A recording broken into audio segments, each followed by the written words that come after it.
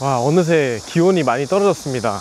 이제 뭐 돌아다녀도 땀도 별로 안 나고 온도가 많이 내려갔는데, 온도도 많이 내려가고 계좌도 많이 내려갔죠. 자, 오늘은 무슨 얘기를 해볼까 하냐면, 요즘에 세상이 많이 빨리 바뀌는데 말도 안 되게 어떤 종목은 많이 오르기도 하고, 이번 코로나 이후로 세상 유례없는 돈 찍기로 인해서 자산이, 거품이 많이 형성되고 현금이 말도 안 되게 녹아내리는 그런 상황을 저희가 직접 겪으면서 살고 있습니다. 그렇게 세상이 빨리 바뀌는데 그런 투자 방법들도 바뀌어야 되지 않을까 저는 생각을 하는데, 원래 방법론이라는 것은 순식간에 바뀌지 않는다고 생각합니다. 이게 다 이해관계가 있거든요. 증권사에도 그들이 일을 하는 방식들이 있고, 증권사에 일하는 사람들이 또 어떻게 세상을 바라보느냐, 이런 뷰가 단체로 한꺼번에 바뀔 수는 없거든요.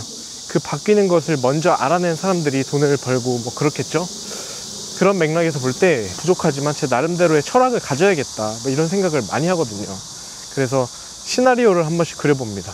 제가 오늘 드리고 싶은 말씀은, 더 이상 낙오는 없다.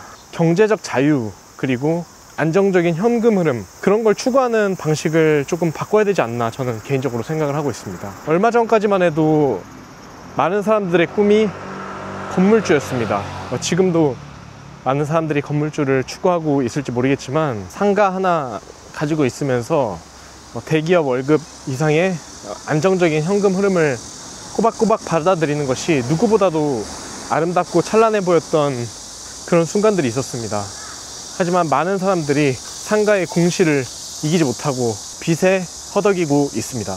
대로변 같은 경우는 좀 괜찮겠지만, 골목 상권들은 정말 힘들죠. 왜냐면 자영업 자체가 많이 무너지고 있으니까. 제가 말하고 싶은 것은, 그토록 이제 안정적이라고 생각했던 것이 사실 가장 위험한 순간이었다고, 그런 현실을 이제 복귀해야 할 필요가 있다고 생각합니다. 주식에서는 어떨까? 주식도 마찬가지입니다. 지금은 뭐 그러지 않을지 모르지만, 현금 배당을 주는 그런 종목들이 오로지 현금 배당을 위한 것이라면 어떤 종목보다도 위험할 수도 있지 않을까, 이런 생각을 하고 있습니다. 여러 가지 이유가 있는데요. 첫 번째는 세상이 양극화로 가고 있기 때문입니다. 세상이 양극화가 되면 최고는 더 최고가 되고, 이류는 계속 이류에 있거나 나락으로 가게 되는 현상을 맛볼 수밖에 없습니다. 내가 아무리 잘해도 딴 사람이 더 잘하면 자기는 상대적으로 아래로 갈 수밖에 없기 때문이죠.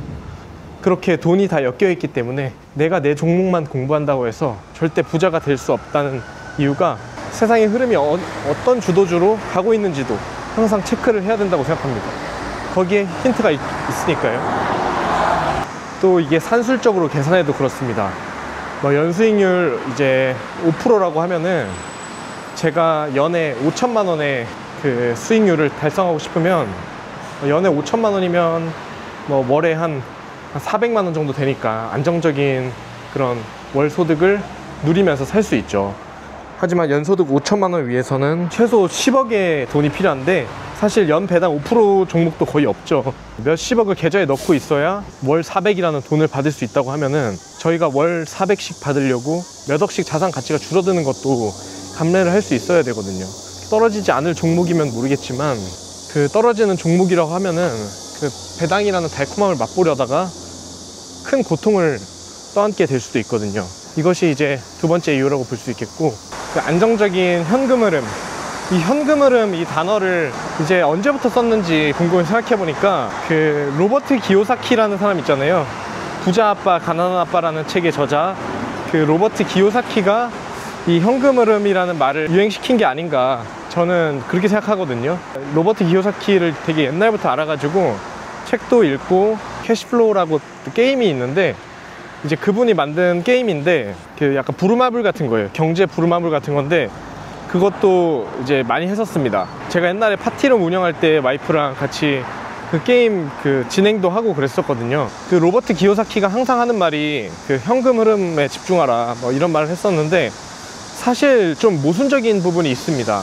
왜냐하면 맨날 현금 흐름을 부르짖던 사람이 최근에 그 트위터, 그 현 X에 이제 올라온 그의 글들을 보면은 항상 위기가 터졌다, 금, 은, 비트코인을 사라, 이런 말만 하거든요. 금은, 비트코인은 현금 흐름이 전혀 없습니다. 근데 계속 그런 말만 하는 거예요. 그리고 제가 그 캐시플로우라는 게임을 했잖아요. 그 게임을 하다 보면은 항상 패턴이 똑같습니다. 정작 진짜 많이 돈을 버는 사람은 시세 차익으로 첫 방에 돈을 확 많이 먹은 사람이 나중에 현금 흐름도 싹 다 챙겨가요. 항상 패턴이 그렇더라고요. 그리고 네 번째 이유로 저는 현금 흐름만큼 그 인간의 본능을 자극하는 게 없다고 생각합니다. 그 현금이라는 것에는 모든 인간의 욕망이 다 들어있지 않습니까? 음식도 그렇고, 이제 사치품도 그렇고, 또 여자, 막 남자 같은 경우는 막 클럽 같은 데서 뭐 테이블 잡고 몇 천만 원짜리 술 쏴가지고 막 여자들한테 둘러싸이고 뭐 이런 환상도 남자들이 갖는 사람들이 있단 말이에요. 그런 데서 이제 돈에 대한 욕구가 다 자극되는 것이라고 보는데, 저는 그런 욕구 자체를 엄청 위험하다고 생각합니다. 이런 자본주의의 그 자본재들이 많은 것이 마케팅이랑 엮여 있고, 또 돈을 벌기 위한 그런 수단으로 전략되는 경우가 많은 걸 넘어서 대부분이라고 생각합니다. 예를 들어서 저희가 뭐 추구하는 그런 외모나 패션 이런 것조차 마케팅의 요소에 절대 피할 수 없는 그런 산물이기 때문에 그 부분과 직결되는 그 돈에 대한 욕심을 어느 정도 제어할 수 있어야만 돈을 벌 수 있다고 생각합니다. 그래서 저는 매일 돌을 닦고 있습니다. 제가 용돈이 한 달에 20만 원인데 지금 계좌에 이제 거의 100만 원이 다 돼가고 있습니다. 돈을 안 써가지고 좀 스님이 되어가는 것 같습니다.